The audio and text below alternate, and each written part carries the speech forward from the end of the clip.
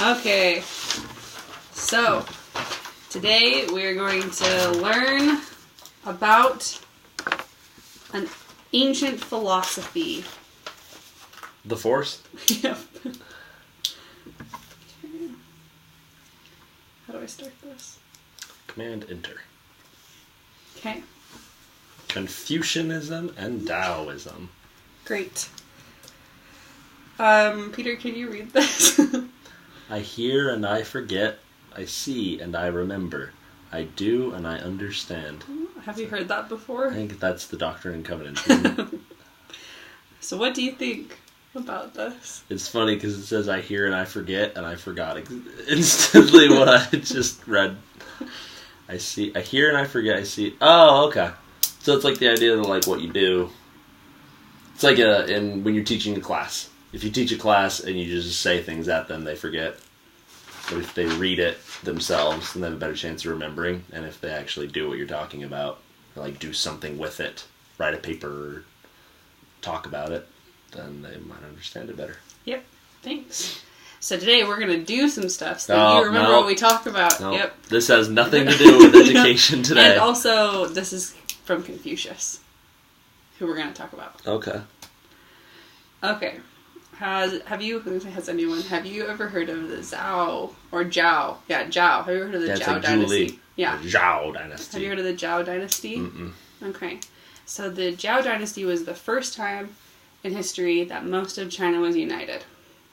This is considered most of China? Yeah. Well, yep. A lot of China was united. Cool. And this happened in the 11th century. BCE. Okay. And it was when the Zhao family took over from the Shang family. And conquered a bunch of land and brought some stuff together. But then what happened in the 8th through 6th BCE was that these different territories that were ruled by different rulers started fighting against each other within the Zhao dynasty. Okay. So you had something called the Warring States period. And it was all of this conflict that gave rise to the philosophies of Confucianism and Taoism. Okay. Because they were looking for, the correct way to lead, these ideas of government, what people should act like because of all of this conflict, because of all of this fighting. Okay. So, what we're going to do today, the question is, where's the question? The question that we're going to deal with today is, what did ancient Chinese philosophers think was the ideal form of government? Okay. Okay. And we're going to learn about that by learning more about Confucianism and Taoism. So, we're going to exit out of this. And we're going to use this guided notes. Sweet. And so what we would do is if there was more students here is we'd have them do partnered reading over this overview. So we're going to do partnered reading to show how we're going to do it. So what we do is we each take turns reading, and then one of us pretends to be the tutor and the other one is the tutoree. And so Tutoress. Thank you. So I will read, and then you're going to... Tutoressa. Thank you. And then you're going to ask me questions about it. So I'm pretending like I'm You're the tutor. Yeah, right now. Just for a minute. Because I'm pretending to be a student.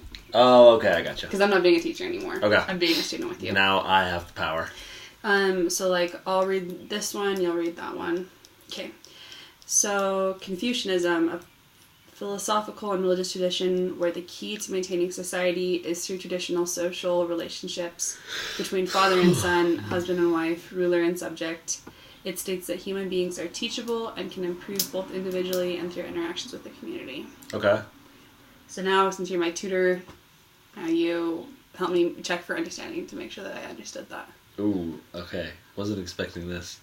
Fill in the blanks. Okay, now.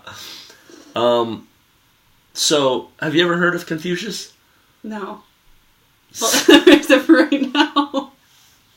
Okay. Oh my gosh. Wait, so I'm supposed to teach you like you're a student exactly what Confucianism is? No. It's like if we were doing a tutoring thing together. Uh-huh. and I just read this paragraph to you, and you wanted to make sure I understood it, you asked a question about this paragraph to make sure that I understood I gotcha. it. So, from this, why do you think that Confucianism is considered possibly a religious tradition and not just a philosophical tradition?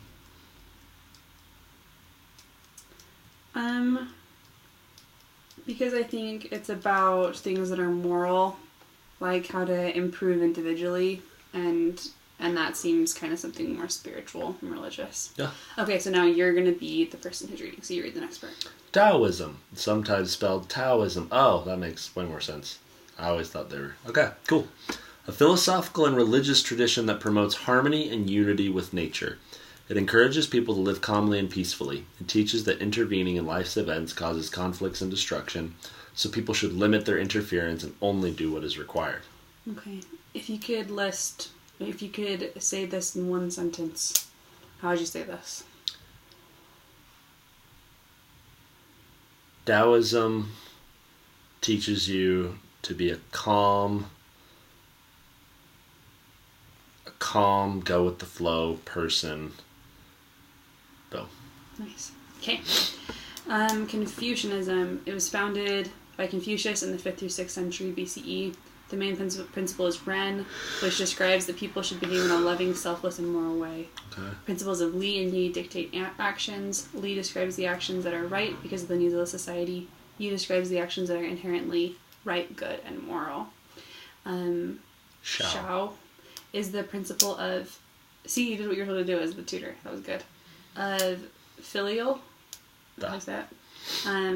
Piety, which means that children should respect their parents. Virtue is seen as leading by the proper moral example. Okay. So, what are some principles here that you see reflected in our culture today? Some values that we hold that they also held.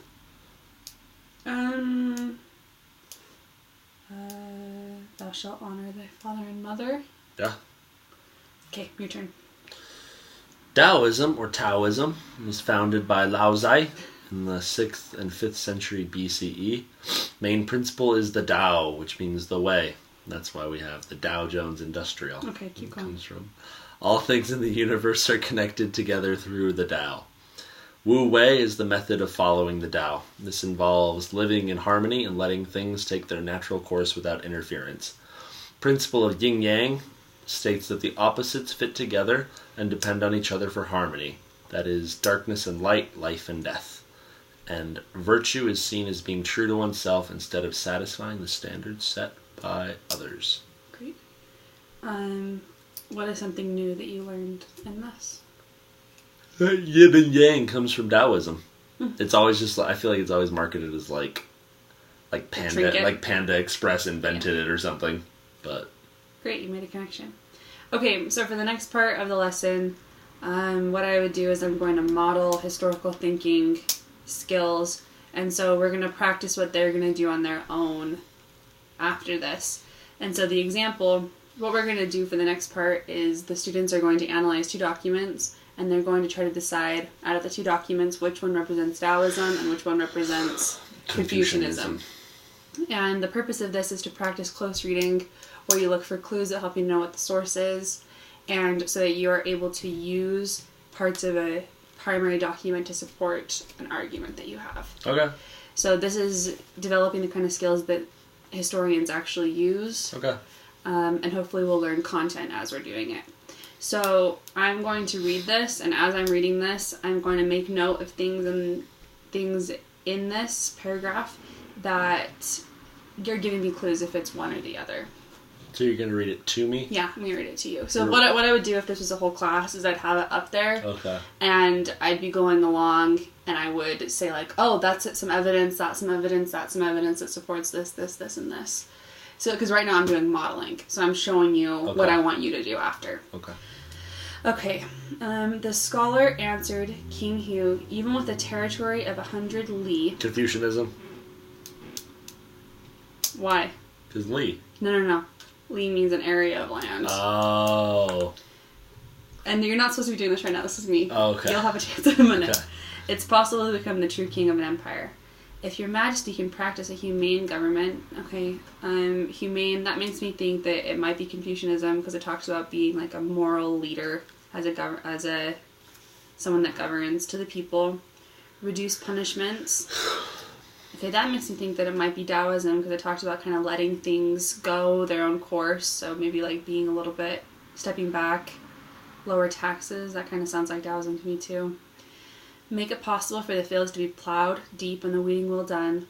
Men may cultivate their filial piety. Okay, that's a big clue for Confucianism. Brotherly respect, loyalty, and faithfulness. All of these principles connect to the things that we learned about Confucianism.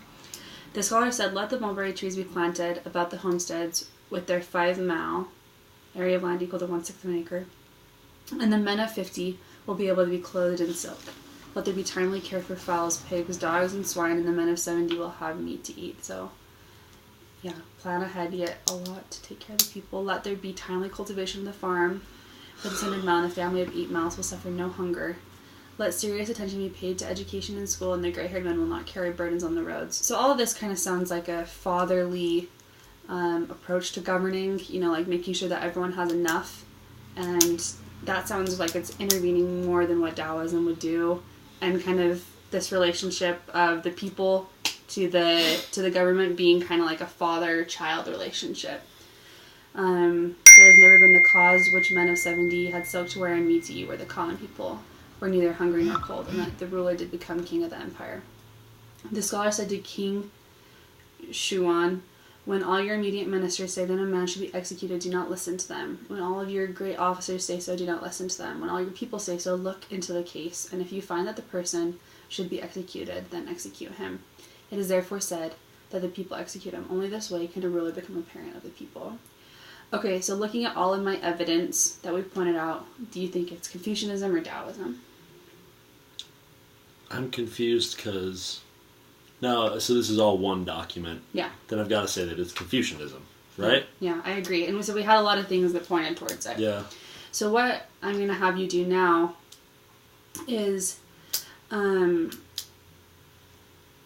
you are going to analyze 2 documents. Okay. And you're going to do the same thing that I did. Except for on your paper, you're going to write down the evidence that you see. Okay. And this would also be done in pairs. So I'm going to be your partner. I'm going to pretend like I'm a student again. Okay. And these ones are shorter. So do you want to read document A? Yes. Okay. Out loud? Yes. The Duke I asked the master what should be done to secure the submission of the people. The master replied, advance the upright and set aside the crooked. What is crooked? Dishonest or immoral, okay? Then the people will submit. Advance the crooked and set aside the upright, then the people will not submit. Ji Kang asked how to cause the people to respect their ruler. The master said, let him rule over them with seriousness, then they will respect him. Let him be final and kind to all, then they will be faithful to him. Ji Kang asked the master about the government. The master replied, to govern means to rectify. If you lead the people with correctness, who will dare to not act correct? The master said, if good men were to govern a country for 100 years, they would be able to transform the violently bad and dispense with capital punishments.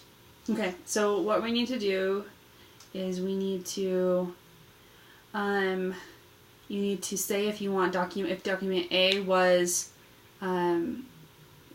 Confucianism from the Confucian Analects, or if it was from The Way and Virtue from Taoism, and we need to identify some evidence. So what do you think it was? I'm going to say Confucian. Okay. So why do you think so?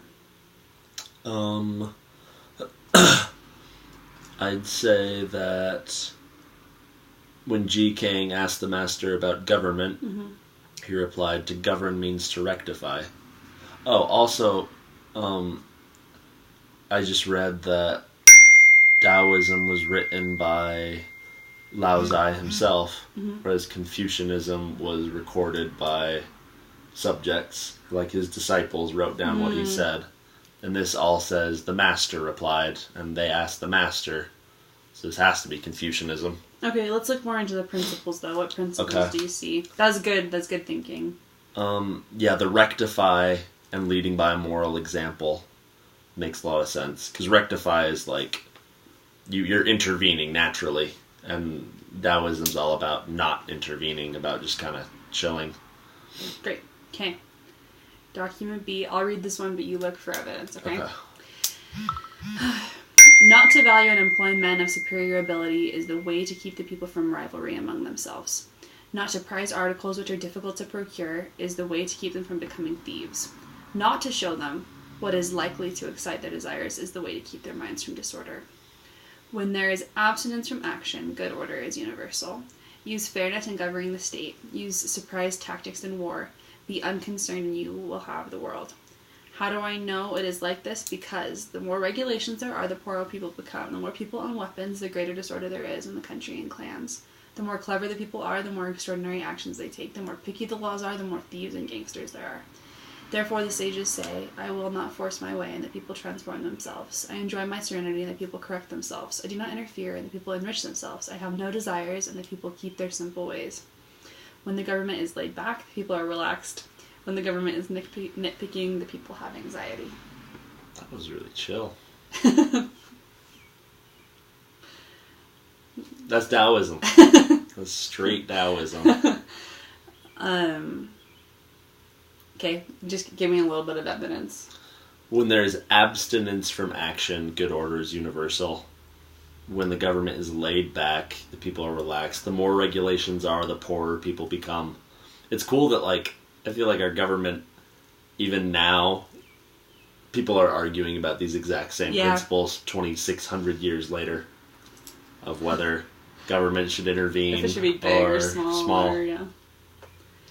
Okay, so you were able to do the close reading. You did a good job. Thanks. So my question is, do you think that from reading these documents and doing this close reading that you're going to remember and understand more of Confucianism and Taoism, other than if you had just studied the principles? Oh yeah, for sure.